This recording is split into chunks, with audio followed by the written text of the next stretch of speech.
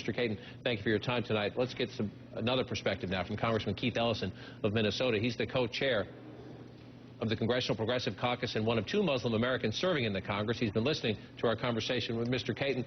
Congressman Ellison, does he have a point? No, he doesn't have a point. As a matter of fact, he's displayed a startling lack of information about Islam. I mean, I'm a Muslim, and I can tell him that the people who are on that show are typical. Yet Muslims do have babies, they coach football, they have inter-family disputes. I think it's a pretty typical show.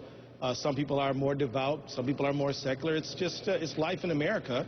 And, but the thing is, you know, I'm not here to attack Lowe's. I'm here to ask Lowe's to do the right thing. And this is a great American company that I think by this decision has demonstrated a degree of fear that they don't have to possess. I mean, they don't have to be afraid of a fringe group such as the one that's tried to intimidate them.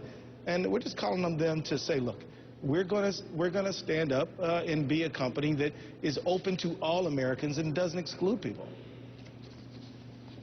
Well, over the weekend, Lowe's put this statement up on its Facebook page. I want to read it to you, part of it. It appears that we managed to step into a hotly contested debate with strong views from virtually every angle and perspective, social, political, and otherwise, and we've managed to make some people very unhappy. We are sincerely sorry. Is that enough?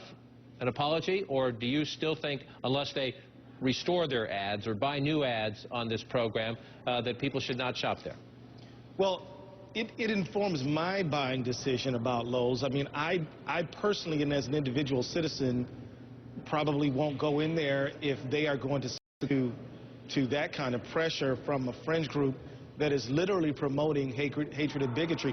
I mean, if you look on the website of that group, they don't only hate Muslims, they're against gays, they're against different groups of Americans, and it's somewhat surprising. And I'll also say this, you know, my office called the Discovery Channel, TLC, and asked them for a list of all the companies that have withdrawn ads, and they told us they don't disclose that information. Therefore, I'm a little bit curious to know where the individual who you just talked to got this information.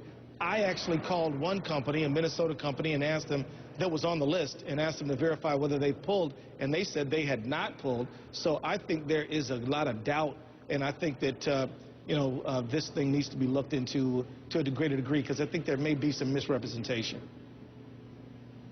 Well, we'll try to sort that out. Sometimes it is hard to get that information, but we're trying to give each side a chance to make its case. We'll try to sort out the fact from if there are any distortions, as you say, or something else out there. Congressman Ellison, appreciate your time tonight, sir, on this important topic.